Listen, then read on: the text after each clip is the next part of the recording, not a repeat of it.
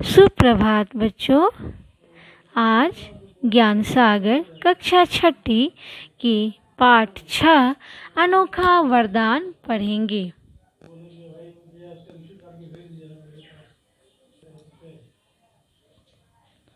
अनोखा वरदान।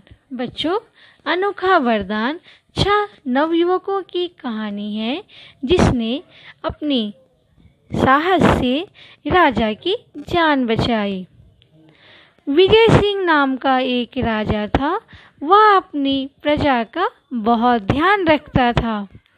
एक बार वह तूफानी रात में घोड़े पर सवार होकर एक तंग रास्ते से जा रहा था। वह भेष बदले हुए था। मामूली कपड़े पहनकर साधारण जनता के बीच जाकर उनके हाल चाल का पता लगाना उसका नियम था। एक रात राजा भेष बदलकर जा रहा था, तभी वर्षा होने लगी। कुछ ही देर में वह बिल्कुल भीग गया, परंतु उसे इसकी चिंता नहीं थी। उसे अंधेरे की भी परवाह नहीं थी। वह धीमे धीमे लेकिन सावधानी से चल रहा था। उसके घोड़े का पीछा करते हुए डाकू भी चुपके चुपके चले जा रहे थे। डाकू राजा के शानदार घोड़े पर हाथ साफ करना चाहते थे। अचानक डाकुओं ने राजा को घेर लिया। राजा एक बार तो सकते में आ गया, मगर वह घबराया नहीं। वह बच निकलने की तरकीब सोच रहा था कि उसके घोड़े का खुर घोड़े की नाखून को खुर कहते हैं। खुर सड़क के गड्ढे में फंस गया। डाकू अभी राजा पर लपकने ही वाले थे कि एक ओर से 6 नौजवान वहां आ पहुंचे। उन्होंने देखा कि एक आदमी मुसीबत में है। उन्होंने डाकुओं पर हमला किया। पीछे से अचानक हमला हुआ तो डाकुओं का ध्यान बट गया और इस प्रकार राजा बच निकला। राजा जहां भी भेष बदल कर जाता था, उसके पीछे पीछे कुछ दूरी पर उसके चुने हुए अंगरक्षक भी रहते थे। थोड़ी देर बाद राजा के अंगरक्षकों का दल भी आ पहुंचा। अंगरक्षकों मतलब क्या होते हैं?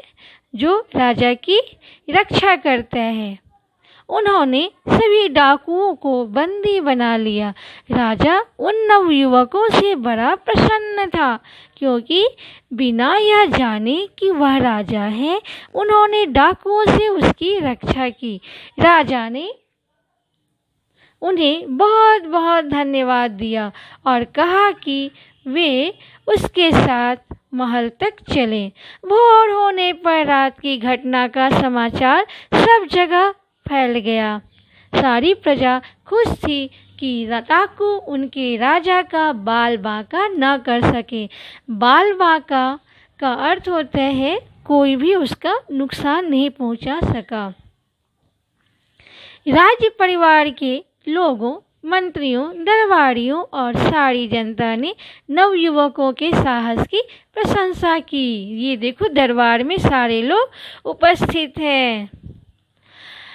अगले दिन दरबार में इन नौजवानों को राजा के सामने लाया गया। राजा ने अपने सिंहासन से उतरकर उन्हें गले से लगाया और मनचाहा पुरस्कार मांगने को कहा। राजा ने कहा, आप बारी बारी से जो चाहे मांगो। अगर मेरे बस के बाहर न हुआ तो मैं इसी समय आपकी कोई भी इच्छा पूरी कर दूंगा। उन 6 में से जो सबसे बड़ा था, राजा ने पहले उसी से पूछा। एक पल के लिए उसने सोचा और फिर कहा, महाराज, बहुत दिनों से मेरी लालसा थी कि मेरे पास आराम से रहने के लिए एक घर हो। मुझे बस एक अच्छा सा मकान चाहिए। राजा ने उसी समय उस नौजवान के लिए एक आलीशान भवन बनाने की आज्ञा दे दी। अब दूसरे नौजवान की बारी थी।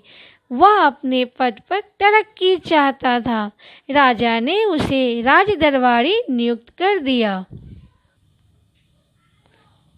और इस तरह उसकी इच्छा पूरी की। तीसरे नवयुवक ने कहा, सरकार, मेरे गांव के लोग हर सप्ताह नगर में सब्जी तरकारी बेचने आते हैं। गांव और शहर के बीच कोई अच्छी सड़क नहीं है, इसलिए उन्हें बड़ा कष्ट होता है, खासकर बरसात में। मेरी विनती है, एक अच्छी सड़क बनवा दी जाए ताकि उनका कष्ट दूर हो।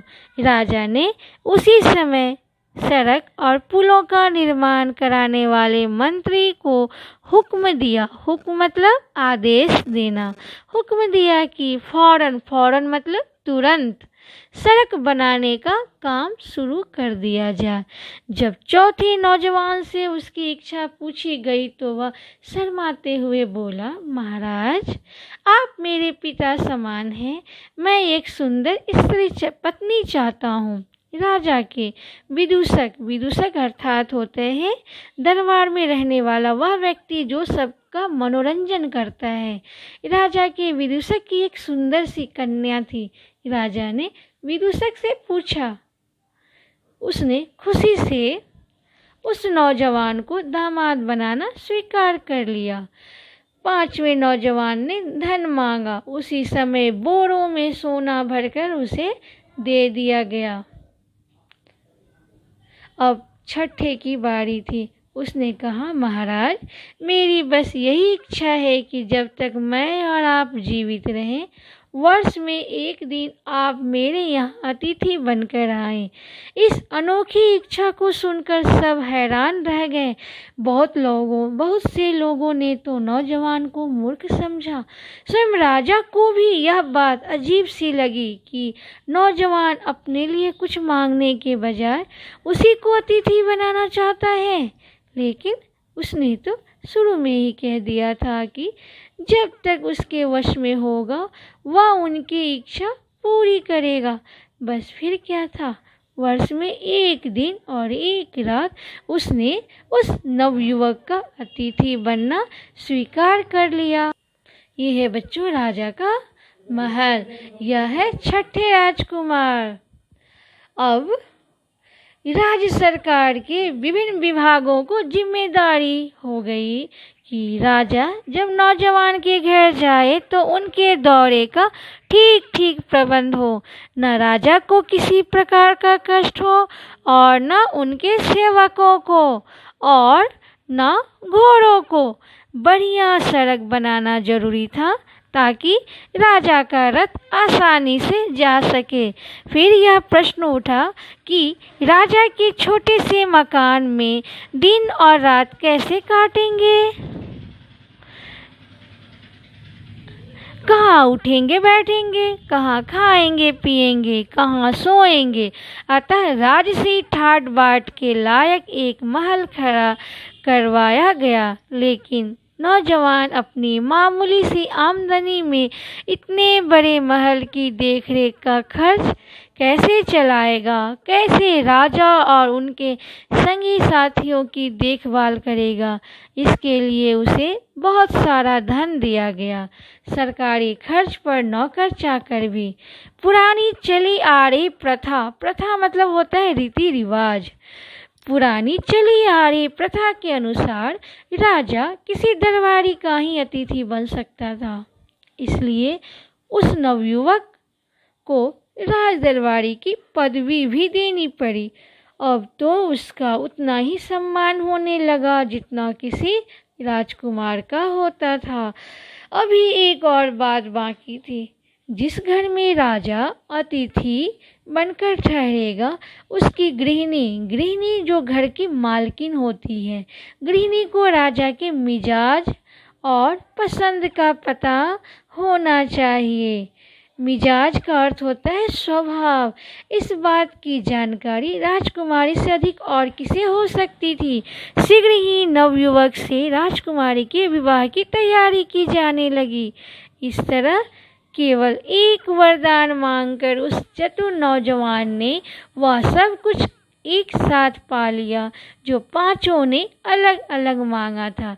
इस कहानी से हमें यह सीख मिलती है कि अपनी बुद्धिमानी से, बुद्धि से उस छठे नौजवान ने एक ही वरदान से उन पांचों ने जो अलग अलग वर मांगा था, उन पांचों वर को एक ही वर में मांग लिया। इन छहों नवयुवकों में सबसे ज़्यादा बुद्धिमान कौन था? तो छठा नवयुवक सबसे अधिक बुद्धिमान था। बच्चों, इस पाठ में जो भी कठिन शब्द आए हैं उन्हें आप अपनी कॉपी में लिख लेंगे।